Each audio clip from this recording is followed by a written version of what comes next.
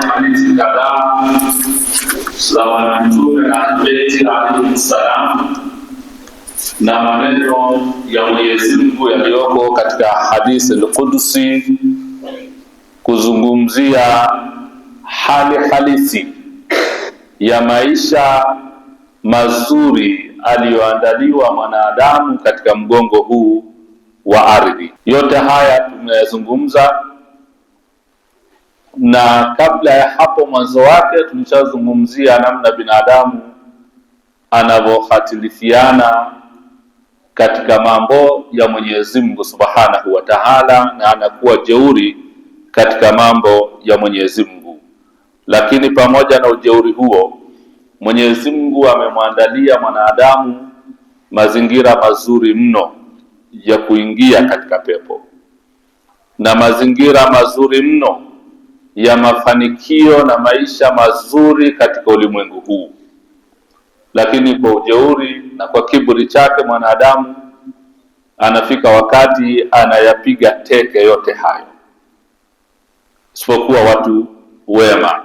Kwa hiyo baada ya mazungumzo yote hayo na mazuri yaliyoko katika ulimwengu huu, ambayo mengi kama tulivyoyataja baadhi, sasa tunaingia katika maisha mengine.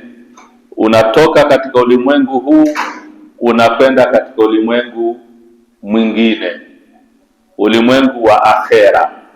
Baada ya kuwa umeishi vizuri kwa yote aliyokupa Mwenyezi Mungu, sasa unarudi kwa Mwenyezi Mungu kwenda sasa kuwajibika katika yale uliyoyafanya, kwenda kulipwa mshahara wa kazi zako ulizozifanya katika ulimwengu huu. Kama yalikuwa ni mema, ulipwe mema; kama yalikuwa ni mabaya, ulipwe yaliyokuwa mabaya, na Mwenyezi Mungu atuepushe na yaliyokuwa mabaya insha Allah. Hayo ndio marhala ambayo ndio tumeingia sasa hivi. Tumemaliza maisha ya duniani na tulielezea kwa urefu sana. Kwa hiyo sasa tunaingia kwenye maisha mengine ambayo anaanza Mwenyezi Mungu baada ya kumalizikia kwa aya ya mwisho wa jannatin alfafa, namna ilivyopambwa ardhi. Kwa hiyo unaiacha, unaingia katika maisha mengine anaposema inna yawmal fasli kana miqata, hakika siku ya hukumu, kana miqata, ni siku maalumu. Mwenyezi Mungu anasema hakika siku ya hukumu ni siku maalum. Sasa unarudi kwa Mwenyezi Mungu, ameweka siku maalumu ya watu kuhukumiwa, ili iweze kufahamika nani aliyokuwa mzuri na nani aliyokuwa mwema, ili yaweze kutolewa yale yaliyokuwa yako ndani, ambayo Mwenyezi Mungu anasema yauma tubla sarair, siku ambayo siri sasa zitakuwa ziko wazi, zitafichuliwa. Kwa sababu duniani hapa mambo ambayo unayaficha katika moyo wako, katika nafsi yako, huenda yakawa ni mengi mno, na wakati mwingine ukaonekana mwema lakini kumbe si, ukawa ni mfisadi katika mgongo wa ardhi, lakini sifa zikawa ni nyingi njema. Kwa hiyo Mwenyezi Mungu anasema siku hiyo ndiyo inna yawmal fasli, na imetamka neno fasl. Sisi tunatafsiri kwa maana ya hukumu, lakini fasl vile vile inakuja katika ni siku ya kuweka makundi mawili tofauti tofauti, kila kundi linakaa mahala pake, ndio fasl, siku ya hukumu. Kwa maana watajulikana wema na watajulikana wasiokuwa wema, watajulikana waliokuwa wanafanya matendo yao kwa kujionyesha na wale waliokuwa wakifanya matendo yao kwa ikhlasi. Kwa hiyo kila kitu kitakaa mahala pake, kila kitu kitajitenga. Hakutokuwa na mchanganyiko kama ambavyo leo tulivyochanganyikana. Siku ya Kiyama hakuna mchanganyiko huo, kila kitu Mwenyezi Mungu atakiweka mahala pake. Sasa ndiye anasema inna yawmal fasli kana miqata, siku ya hukumu ni siku maalum iliyowekwa na Mwenyezi Mungu Subhanahu wa Ta'ala.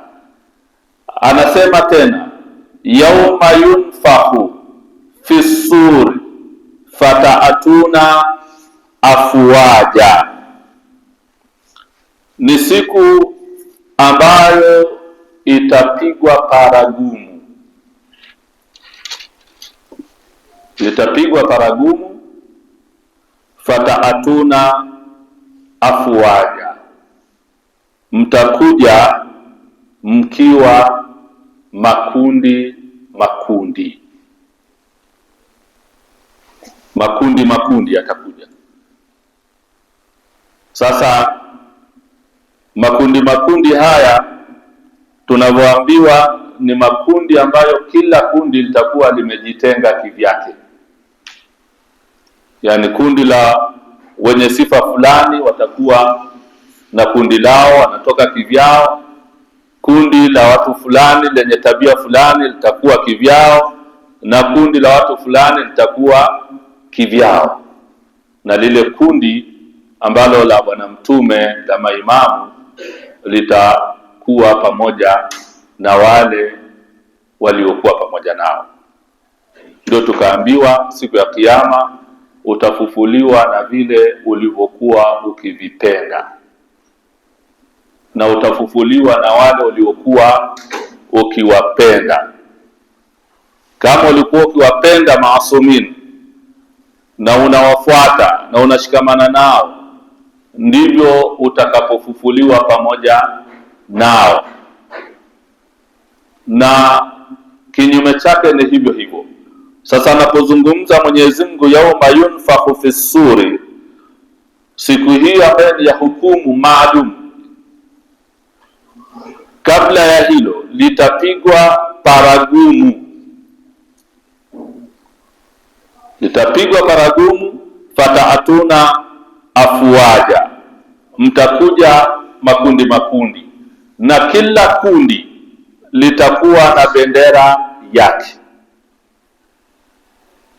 Kila kundi litakuwa na bendera yake, ambayo bendera hiyo itakuwa inawatangulia kiongozi wao wa hilo kundi, ambao labda ndio aliwashawishi, alidanganya, yeye ndiye atakuwa yuko mbele, ameibeba bendera.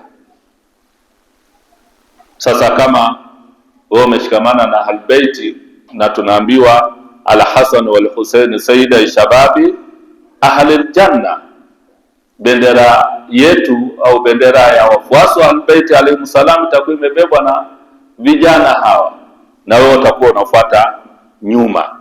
Sasa na kama ulikuwa unampenda Muawiya na matendo yake, kwa hiyo bendera hiyo itakuwa vile vile imebebwa na Muawiya na Yazidi na mfano wake, ili mradi hamtofufuliwa wote mkiwa pamoja, tutakuwa makundi makundi.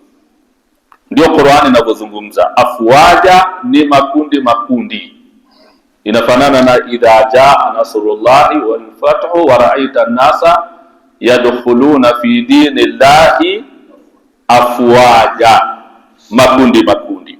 Katika hadithi kutoka kwa Bwana Mtume Muhammad sallallahu alayhi wa alihi wasallam,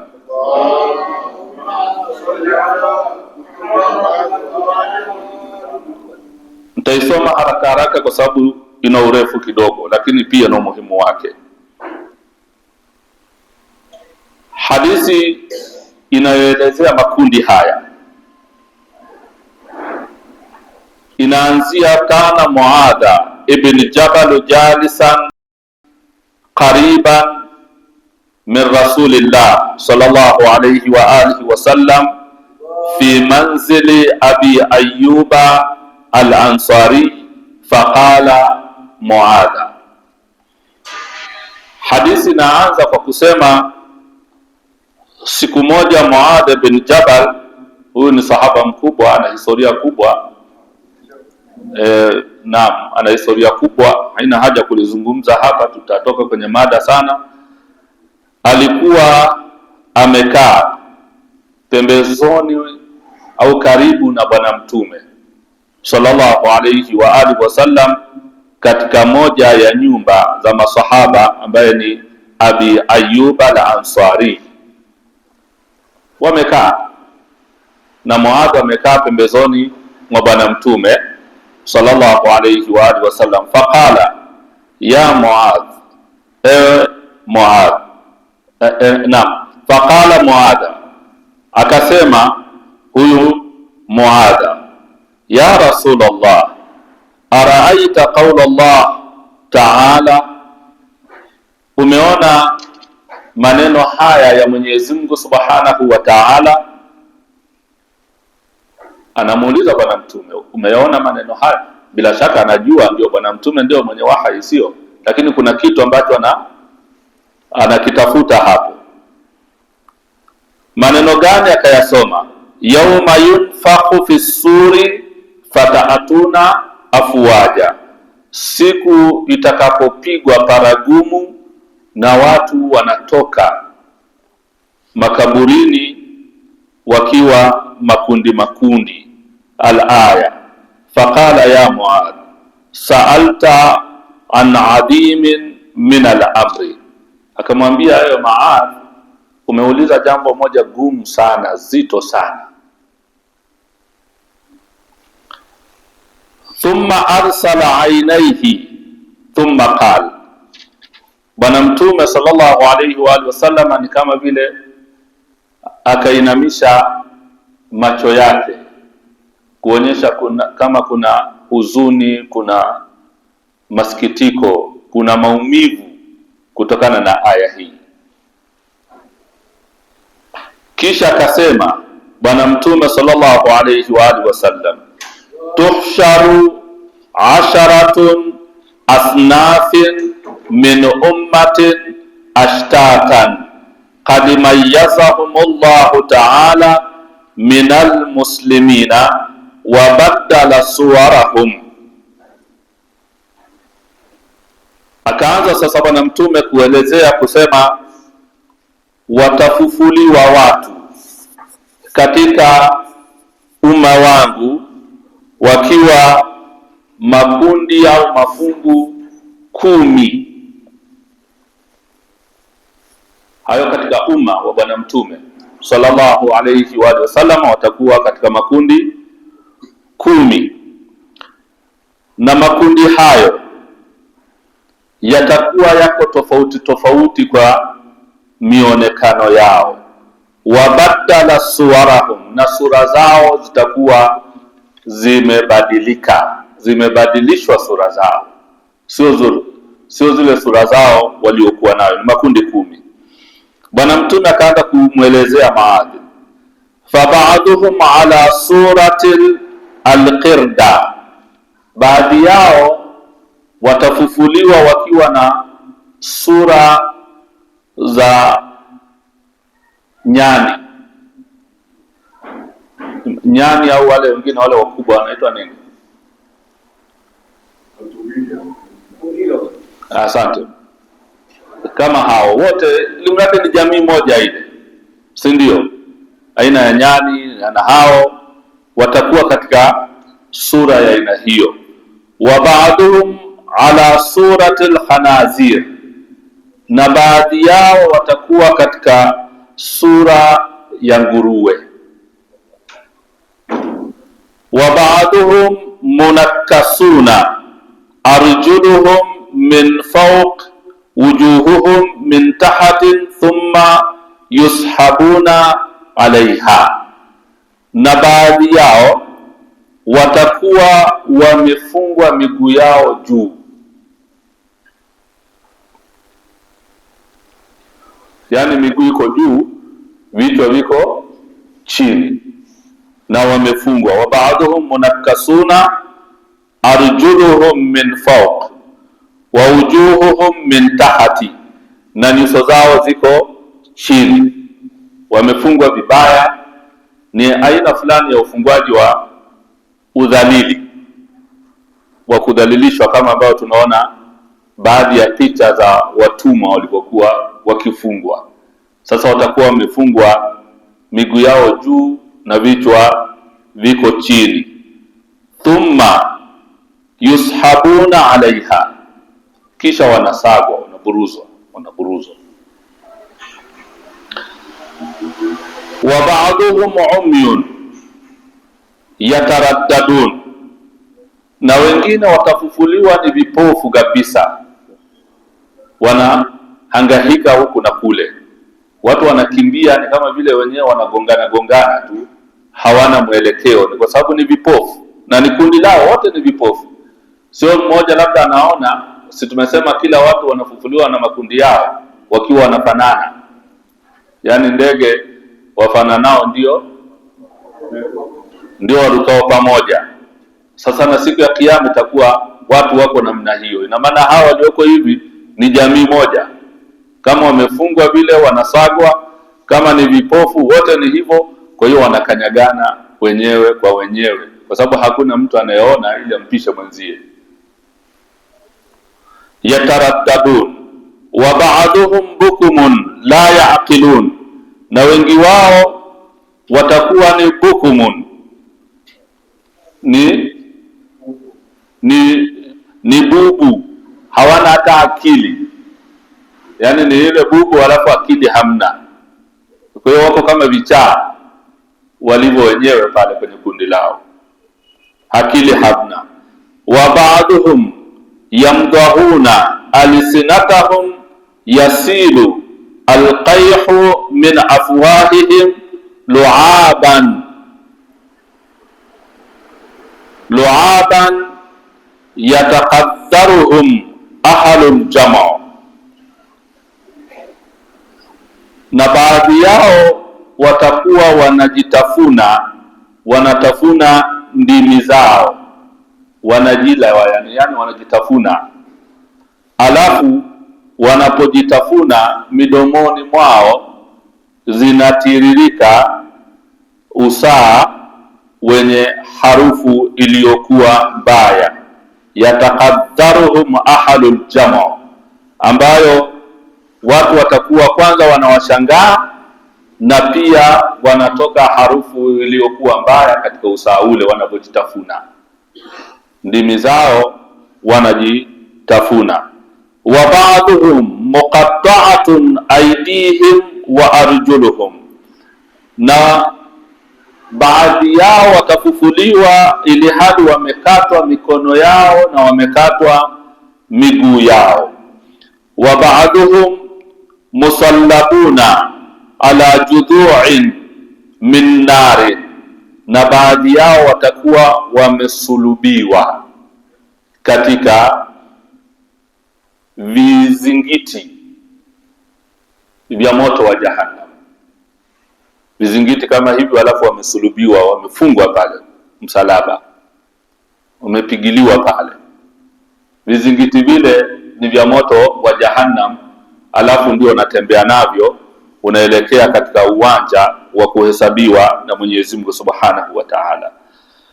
Wa ba'dhum ashaddu natnan min al-jif au min al-jiyaf, na baadhi yao watakuwa wanatoa au wanatokwa na harufu mbaya ambayo ni harufu kama ya mzoga. Jifa ni aina mzoga uliooza, na wao watakuwa wameoza na wanatoa harufu iliyokuwa mbaya namna. Haya nimeeleza Bwana Mtume Muhammad sallallahu alayhi wa alihi wasallam.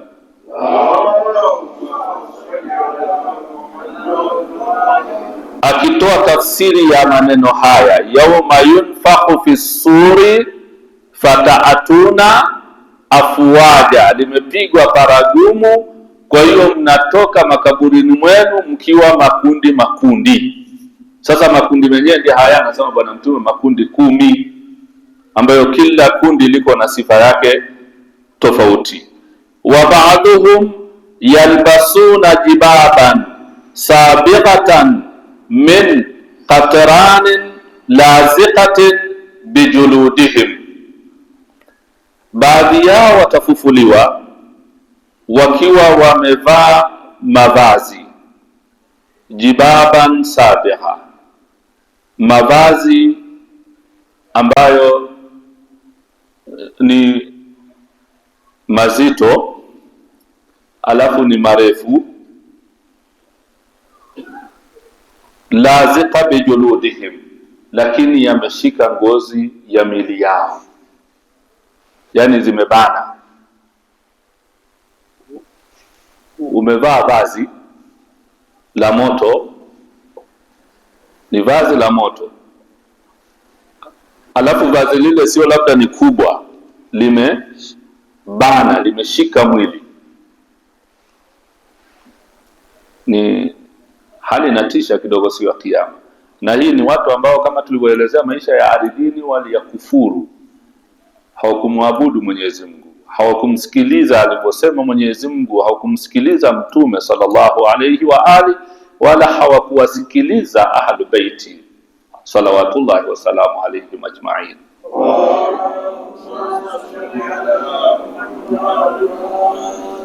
Na linatumika jibaba, ni aina ya vazi ambalo ni baya, yani kimuonekano, namna mtu alivyovaa huwezi kusema amependeza. Kwanza limeshika mwili namna hii, alafu zito, alafu ni la moto wa jahannam. Lazika, lazika ni neno ambalo limegandamana katika mwili, bijuludihim, katika ngozi. Haya ndio makundi 10. Sasa Bwana Mtume anaanza kuyafafanua, kumwelezea Muadha ambaye alimwambia Bwana Mtume, unaiona hii sura, hii aya? Sasa Bwana Mtume anaanza kumfahamisha makundi hayo. Fa amma alladhina ala suratul qirda falqattatun minan nasi, ama wale ambao wanafufuliwa wakiwa katika sura ya nyani na jamii ya nyani. Nyani na vijamii vyake nadhani viko vingi, na vingine visura vyake vinatisha zaidi, si ndio? Ile jamii ni watu wa aina gani hao watakaofufuliwa katika sura hiyo? Akasema ni hao watu namamun, alqattatun minan nas. Alqattatu maana yake ni annamima, namamuna. Ni waambia nini namamuna, mashekhe? Waambia, sio waambia ambao kazi yao wao ni jamii haitulii, watu wafurahii maisha, ni kuchonganisha tu hapa, peleka hivi. Amelisikia neno, hajalichunguza, hajaliangalia, amepeleka, na akilipeleka analipeleka katika hali ya ugomvi, hali ya fitna, hali ya ubaya, hali ya chuki na mamu. Hawatafufuliwa katika umbo la aina hiyo, kwa tabia hii ya kurukaruka kwa maneno. Wa amma alladhina ala surati alkhanaziri fa ahlu suhti, ama wale ambao wanafufuliwa katika umbo la nguruwe ni ahlu suhti. Nini maana ya suhti kwa Kiswahili? Na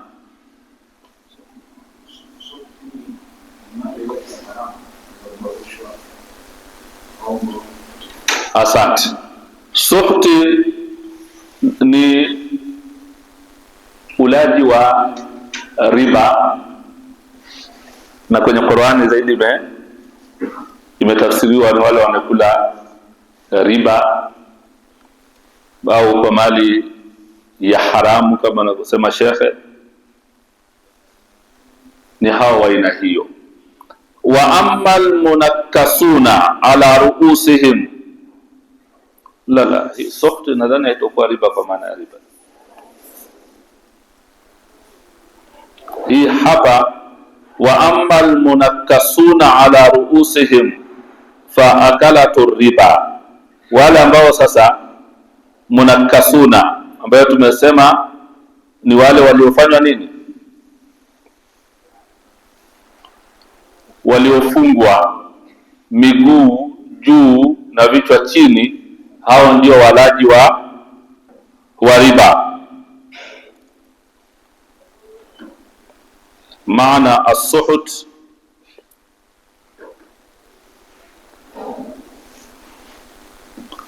kwenye tafsiri tukiangalia hapa, afwan bihaqi Muhammadin wa ali Muhammad salawat.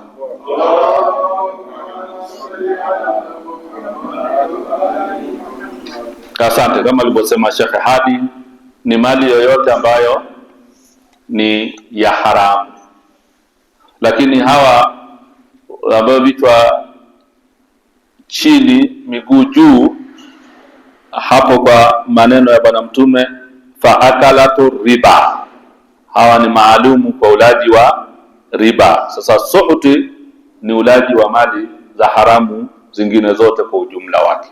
Asante. Kisha naendelea, wal umyun, na wale ambao wanafufuliwa kuwa ni vipofu, aljairuna fil hukm, ni wale ambao ni wajeuri katika hukumu ya Mwenyezi Mungu Subhanahu wa Ta'ala. Hawa watafufuliwa kuwa ni vipofu. Mungu anawaambia hivi, Mtume anawaambia hivi, maasumina wanawaambia hivi, na wao wanaenda tofauti nao kiujeuri tu na kujiona wewe ndio unajua mazingira zaidi, unajua hali halisi zaidi. Na ndio bishani wa mwanadamu mara nyingi ni hivyo. Unaweza kaambiwa imamu amesema hivyo, akasema lakini imamu hayuko katika zama hizi, sisi ndio tunaelewa zaidi.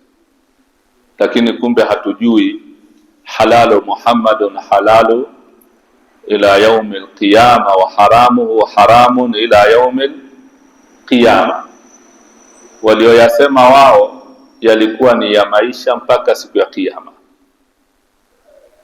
na walichokikataza wao ilikuwa ni kwa wakati ule mpaka siku ya Kiyama, kwa sababu hakuna kitabu kingine kitakachokuja na hakuna nabii mwingine atakayekuja ambao nasema anaendana na zama hizi. Kama yuko ndio maimamu ambaye ndio wanaweza wakakutafsiria yale aliyokuja nayo Bwana Mtume, yale ya Qur'ani, akayatolea hukumu au maelezo kutokana na zama hizi. Sasa sio wewe kusema unabisha alafu unasema imamu hayupo kwenye hizi zama, kwa hiyo hajui, na unasema zama zimeendelea, na wakati mwingine unalazimisha imamu angekuepo leo angeweza kusema kama ninavyosema mimi. Kuna binadamu anafika katika ujeuri kiasi hicho.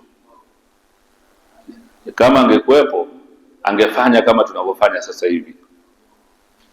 Kumbe hayo tunayafanya wakati mwingine tumelazimishwa na nchi za magharibi, si Uislamu, si dini.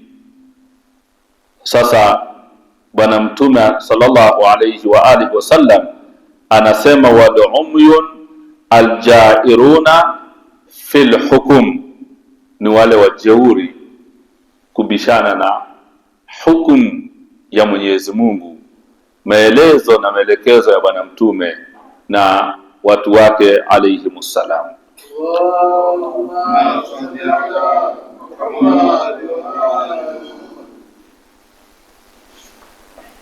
Wasummun albukumun almujabuna bi'amalihim, sumu ambaye ni bubu, bukumun hawa ni watu wa aina gani? Almujabuna bi'amalihim, ni wale ambao walikuwa wanajisifia kwa matendo yao.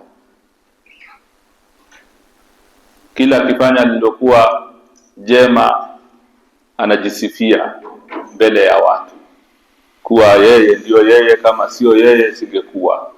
Sifa nyingi. Akifanya jambo la kheri na nini anajisifia. Na hawa kama mnavyokumbuka tulisema wakati mwingine mambo haya wanaamrishwa na sheitani kuyafanya. Ibilisi anakuamrisha ufanye lililokuwa jema ili ujisifu liharibu. Tulizungumza hiyo siku moja na tukaelezea hata hadithi ya Bwana Mtume inaelezea mpaka anakuamsha katika salatu subuh ili uswali, ili uje waringeshie na kujionyesha kwa ambao hawaswali, uwatambie, uonyeshe kuwa mimi naswali bwana, nyinyi watu mnalalalala tu hovyo. Ibilisi anakuamsha ili uje ujisifu namna hiyo, alafu uziharibu.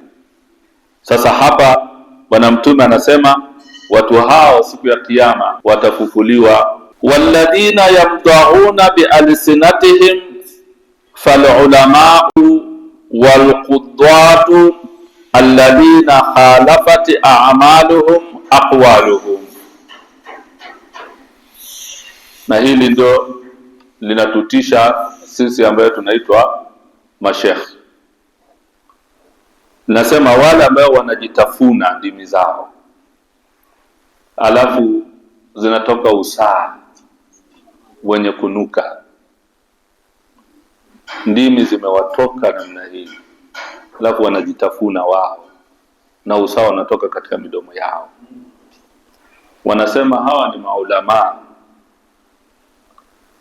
maqadhi, maulama, maqadhi, wasomi ambao khalafati a'maluhum aqwaluhum, matendo yao yameenda kinyume na maneno yao. Anasema neno lakini linaenda tofauti na matendo yake. Lima taquluna ma la tafalun. Unaamrisha watu waamrishe mema, wakataza mabaya, lakini mwenyewe ukatazi. Unaamrisha watu wafunge lakini mwenyewe hufungi. Unaamrisha watu waswali lakini wewe hauswali. Unaamrisha watu wafanye uadilifu lakini wewe haufanyi uadilifu. Unakuwa na maneno mengi katika kuambia watu wafanye mema, lakini ni unafurahisha tu wasikilizaji, mwenyewe uko tofauti. Hawa ni watu wabaya, ulama usu, ndio wanaitwa maulama waovu, ulama wabaya. Kwa hiyo watakuwa wanajitafuna, ni kama vile maneno yako yalikuwa kama vile unajitafuna tu mwenyewe, unaongea lakini uko tofauti na unayosema. Na wakati mwingine pia tukajifariji kwa kusema we chukua maneno yangu, achana na matendo yangu. Na unaeleza watu hivyo hivyo, we shikamana na matendo yangu bwana, shikamana na maneno yangu, matendo yangu yaache. Chukua maneno, achana matendo. Unajitenga. Ndio maana ilifika Bwana Mtume mambo mengine mengi alikuwa anafanya kisha anasema. Na maimamu alayhimussalam kwenye sera zao mengi walikuwa wanatenda alafu ndio anafanya. Ndio anafanya alafu kisha anasema. Ala kulli hali, kuna maelezo mengi lakini kwa sababu ni hadithi ndefu nasema tunahitaji tu kwa ufupi hivyo. Walmuqatta'atu aydihim wa arjuluhum alladhina yu'udhuna aljiran, na wale ambao wamekatwa mikono yao na miguu yao, ni wale ambao wanawaudhi majirani zao kwa makusudi tu. Unamuudhi jirani, unamkera jirani. Si jirani katika riwaya na maelezo ya Bwana Mtume, jirani ni mtu muhimu sana. Na jirani pia sio yule tu, kija kwenye dini sio yule tu ambao unapakana naye chumba hiki na wewe chumba hiki. Wakati mwingine ni nyumba kadhaa. Baadhi ya riwaya kama sisahau, unaweza kuambia hesabu nyumba 40 kulia, nenda huku hesabu 40, nenda huku hesabu 40. Wote hao ni majirani zako. Na maana ukiwa na furaha, hawa ndio wenye kushiriki. Ukiwa na huzuni, ukipiga yowe, hawa ndio wanakuitikia. Sasa 40 ukihesabu nyumba 40, usijue unafika wapi kwenda hivi na kwenda hivi. Wote hao si waudhi. Unajiepusha nao. Na hili lina uzito wake. Walmusallabuna ala judhu'in min narin, na wale ambao wamesulubiwa, wamefungwa katika vigingi vya moto wa Jahannam, kwenye nguzo za moto wa Jahannam. Anasema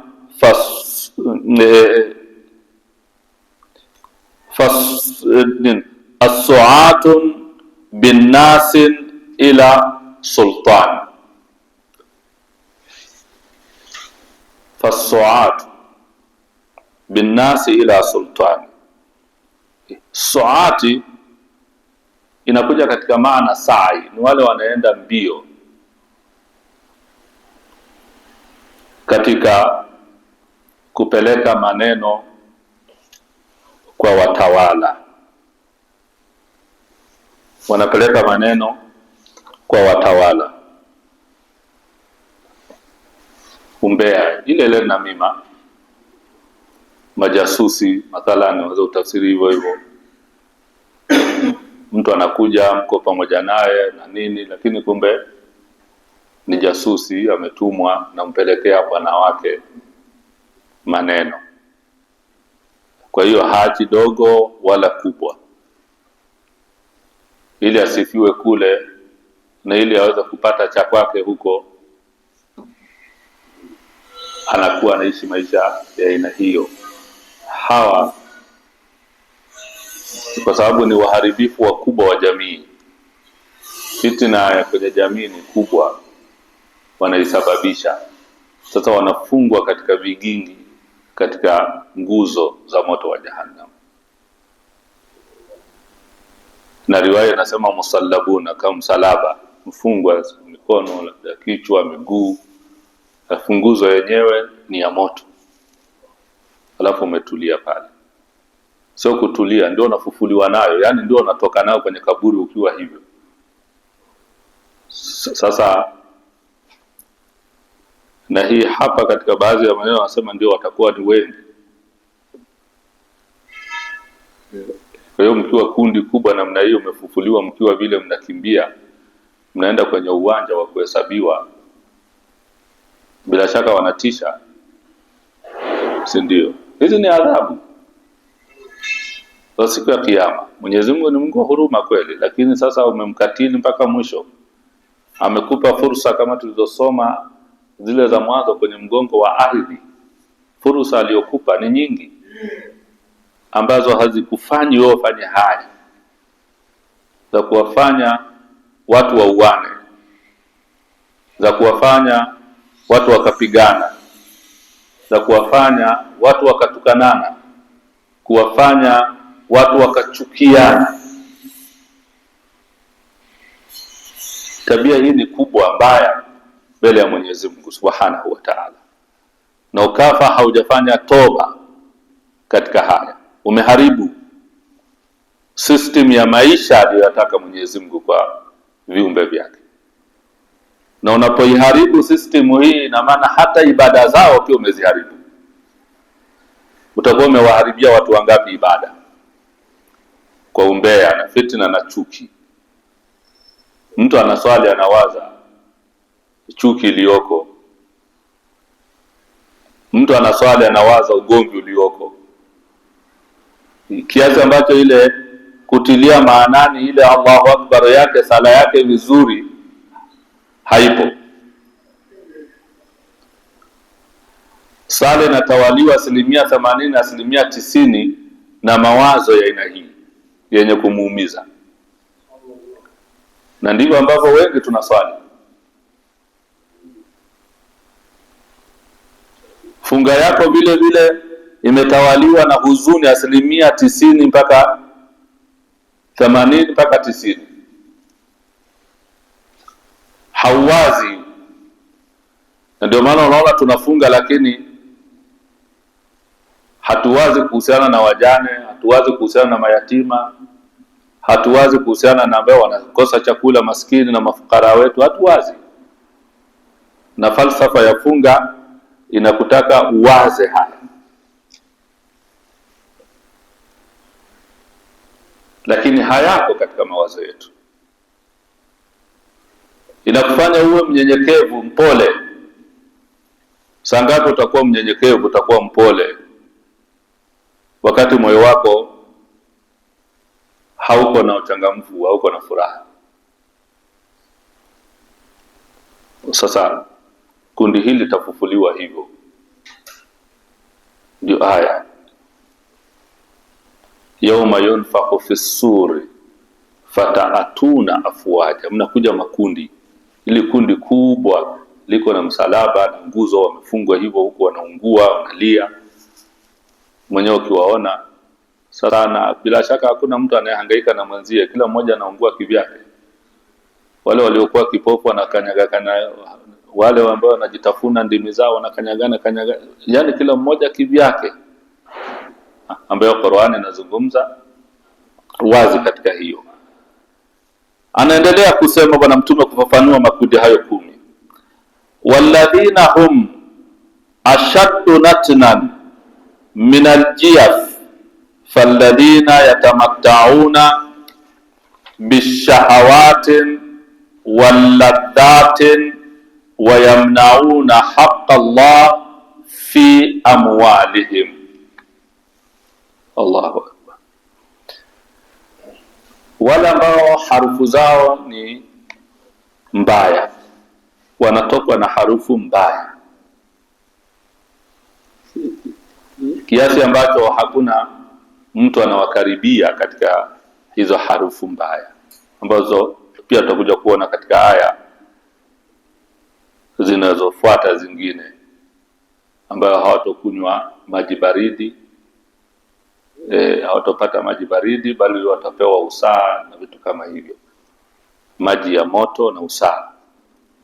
Sasa anasema hawa ambao harufu zao ni mbaya, wanatisha.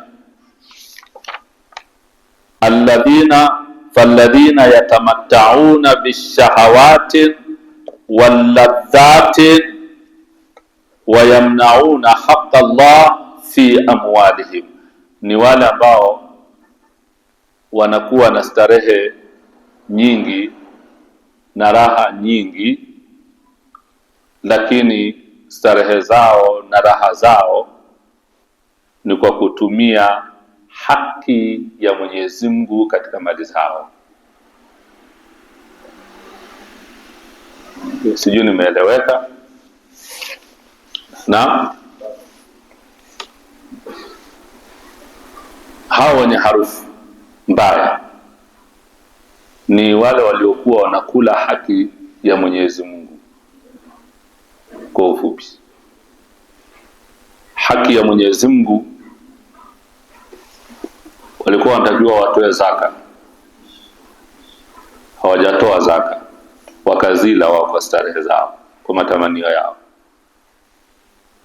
Walikuwa wanatakiwa watoe khumsi mathala, wa fi amwalihim haqqun ma'lum lisaili wal mahrum.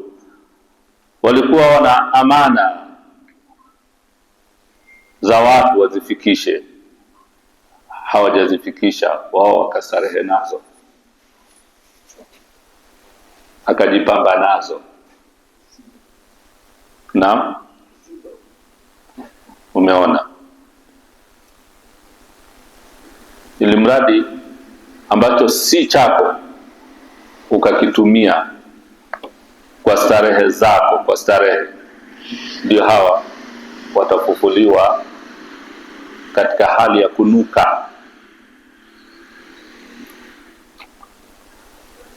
Walladhina yalbasuna aljibaba fa ahlu at-tajabburi wal khuyala, na amma wale ambao watakuwa wamevaa yale mavazi kama tulivyosema yaliyoganda katika mwili, yaliyobana, alafu ni ya moto wa Jahannam, yana moto mavazi yao, ni fa ahlu tajabbur, ni wenye kiburi, wal khuyala, na wenye majivuno, ambayo Mwenyezi Mungu ametaja, inna Allaha la yuhibbu kulla mukhtalin fakhur.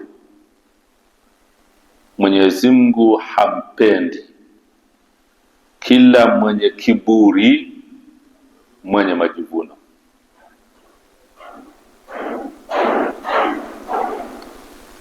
Kwa hiyo kiburi, majivuno kwa njia ya aina yoyote ile,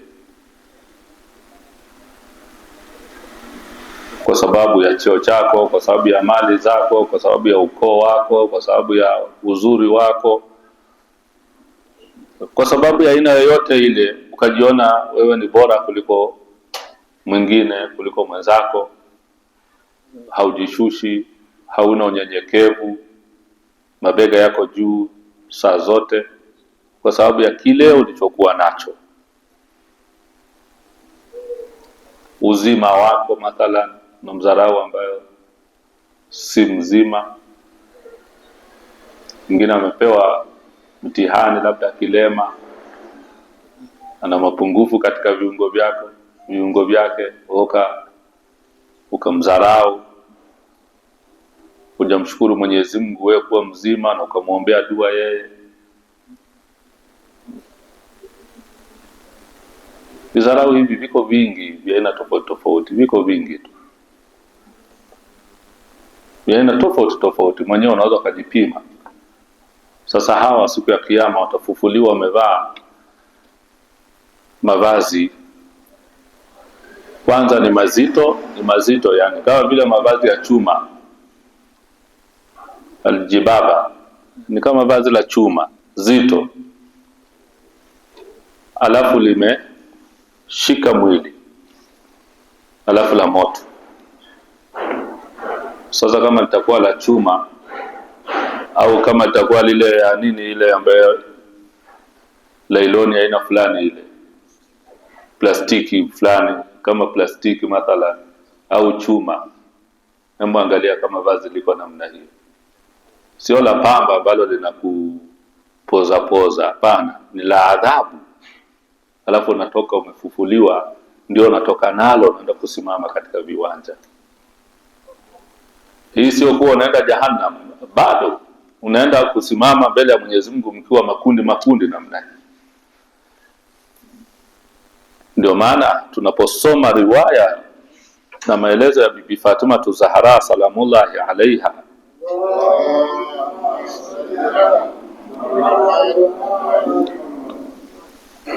ya kusema anawaogopa anachelea au anawachelea mashia wake kwenye maisha yao ya kaburini na ya kufufuliwa, ndio ya aina hii.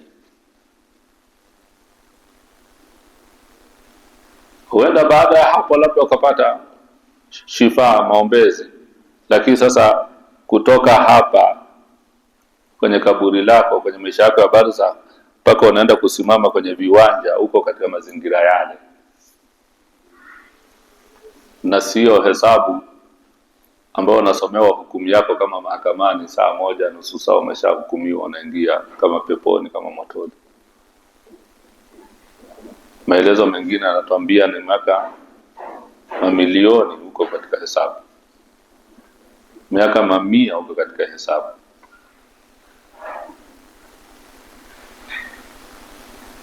Kwa hiyo sio sehemu salama hata kidogo. Kwa hiyo kama mwanadamu Muislamu nasoma riwaya kama hizi za Bwana Mtume, kiasi hausemi basi utaepuka yote kama maasumu, lakini unapolifanya kosa unarejea haraka kwa Mwenyezi Mungu, unajutia, unamuomba msamaha Mwenyezi Mungu, na unajitahidi yale ambayo unaweza kuepuka ukaepuka. Usiende bila breki katika maisha. Kweli tunateleza sana, lakini jitahidi, hata ukiteleza basi unijaribu kushika breki. Kama ni gari unasema na ni breki zilikatika, lakini sio umeliachia tu hivi linaenda lenyewe, hujashika hata breki. Kwa hiyo maisha haya tuwe na aina hiyo. Sasa angalia, wengi wao wanaona waliotajwa hapa ni watu ambao wanafanana, na ni jamii ambayo mara nyingi ndio tuko tunaishi. Yani haya yaliyotajwa asilimia kubwa sio yale wanayosema hii ilikuwa ya Firaun. Hapa ya Firaun hamna hata moja iliyotajwa hapa ya kusema yeye ni Mungu. Hata ya Namrudi hapa hakuna iliyotajwa hapa. Zinazotajwa ni hizi zetu ambazo tunaishi nazo sisi, kila siku tunaishi nazo. Ukiepukana na hiyo umekumbana na hiyo, umeepuka hizi 8 ni nyingi mno. Ukiepukana na hiyo umekumbana na hiyo. Kwa hiyo ni mtihani, na ndio maana tunahimizana jamani, kwa yale ambayo ni ya lazima kama dua, kama sala za faradhi, funga, tujitahidi kuziboresha ili Mwenyezi Mungu angalau atusamehe, atupunguzie, atuonee huruma. Hiyo ni Bwana Mtume anafafanua au anaitafsiri ile aya. Inshallah nakimalizia hizi aya 2 zilizobaki. Mwenyezi Mungu anasema wafutihatis samaa'u fakanat abwaba. Wafutihatis samaa, na mbingu zitafunguliwa, fakanat abwaba, zitakuwa ni milango. Kwa sababu sasa itakuwa haina kazi tena ya kunyesha mvua, ya kutuletea jua na nini, sitakuwa hamna. Siku ya Kiyama ina maana haina kazi tena. Kazi ya dunia na mbingu itakuwa imeisha, zinafanya kazi nyingine huko. Sasa nini? Wafutihatis samaa, kwanza tu ikafunguliwe, ikawa ni milango peke yake tu, inaanza kukutisha wewe. Alafu mnaiona imefunguliwa vile, na wewe ndio umevalishwa yale mavazi ya moto. Wengine wanajitafuna, wengine sura ya nguruwe, wengine sura sijui ya nini, wengine ni vipofu. Alafu milango inafunguka. Na ukirejea katika baadhi ya riwaya zinaelezea ni milango ambayo kila mmoja sasa anaanza kuona mlango wake wa kuelekea, kama ni peponi, kama ni motoni. Ile milango hii mbingu inakuwa milango. Wafutihatis samaa fakanati abwaba. Tutaendelea kuifafanua vizuri kesho, lakini tunaishia aya hii, wasuyiratil jibalu fakanati saraba. Wasujiratil jibal, na milima itaondoshwa mahala pake, itayeyushwa, itakuwa kama vile shaba inavyoyeyushwa au kama barafu inayeyuka. Fakanati saraba, inakuwa kama vile maji, ambayo kazi ya milima itakuwa imekwisha, ambayo kule mwanzo mwa aya ambayo tulijikita muda mrefu, waljibalu au tada, tumeifanya milima kuwa ni vigingi, ni misumari ya kuishikilia ardhi ili mfanye mambo yenu vizuri. Sasa ardhi imeshatingishwa tena, idha zulzilatil ardu zilzalaha wa akhrajatil ardu athqalaha wa qala al-insanu ma laha. Imeshatingishwa, tetemeko, haina kazi tena, sio mahala salama pa kulima, sio mahala salama pa kuabudu tena, sio mahala salama ya kuchunga wala kufanya chochote, hamna tena, imeshakwisha. Ni mtingishiko tu, ni zilzala. Sasa na milima ambayo kazi yake ilikuwa ni misumari, ni vigingi vya kuishikilia ardhi, haina kazi. Sasa Mungu anasemaje? Wasuyiratil jibalu fakanat saraba, inaondoshwa hapo ile. Na binadamu anaona mazingira yanabadilika, kila kitu kinakuwa tofauti. Yote hayo anayoona kwa macho yake. Insha Allahu taala tutaishia hapa katika aya hii ambayo ni aya ya 20. Kwanza tumuombe Mwenyezi Mungu atuepushe na hizi tabia 8 alizozitaja Bwana Mtume katika kuitafsiri aya hii, atuepushe nayo na atupe nguvu ya sisi kuepuka hayo kwa kadri ya uwezo wake, au kwa kadri ya uwezo wetu. Mwenyezi Mungu atupe nguvu tuepuke, na Mwenyezi Mungu tumuombe atujalie tutende yaliyokuwa mazuri, yaliyokuwa mema. Tumuombe Mwenyezi Mungu atustiri na atuhifadhi duniani, na atuhifadhi kesho siku ya Kiyama, na atustiri kwa haya ambayo tutafufuliwa, hakuna kijificho tena. Kila mtu atakuona, huyu ndio fulani, huyu ndio fulani. Ulikuwa duniani unajipamba vizuri, lakini siku hiyo unatokwa na usaa kila mahala. Watu wanasema ndio huyu ambaye tulikuwa tukimwona akiwa ulimwenguni akiwa hivi na hivi. Ni itakuwa ni aibu. Kwa maana tunaomba Mwenyezi Mungu, tunaomba kila siku Mwenyezi Mungu atustiri kama alivyotustiri kwa mengi duniani, atustiri zaidi siku ya Kiyama ambaye ndio muhimu. Mwenyezi Mungu atustiri na atuhifadhi, wagonjwa wetu wape afya njema, na marehemu wetu Mwenyezi Mungu awalaze mahala pema, atujalie funga zetu kuwa ni makubul.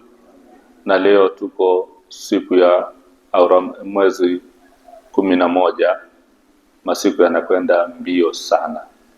Tuendelee kujizatiti sana katika ibada. Inamalizika, unaweza kujikuta haujafanya mengi katika mema ambayo tumeambiwa tuyafanye. Hebu tujibidishe katika masiku haya. Maisha ndio haya tunayoona mafupi. Hao wanauliwa, wanakufa kule katika vita sasa hivi, walikuwa na saumu, walikuwa na raha, lakini wameondoka. Na wengine ni ghafla, hawajajiandaa. Kwa hiyo maisha ndio haya. Kwa hiyo tujizatiti sana katika ibada, na uendelee kujizatiti kwa ajili ya mikesha ya Lailatul Qadr. Muombe Mungu afya na umri. Ni wiki ijayo tu tunaanza mikesha. Kwa hiyo yote haya yanahitaji azima, yanahitaji kunuia, yanahitaji kujipanga, yanahitaji nguvu. Mwenyezi Mungu atujalie kila lililokuwa jema. Rabbana atina fid dunya hasana wa fil akhirati hasana wa qina adhaban nar. Walhamdulillahi rabbil alamin. Wassalamu alaykum wa rahmatullahi wa barakatuh.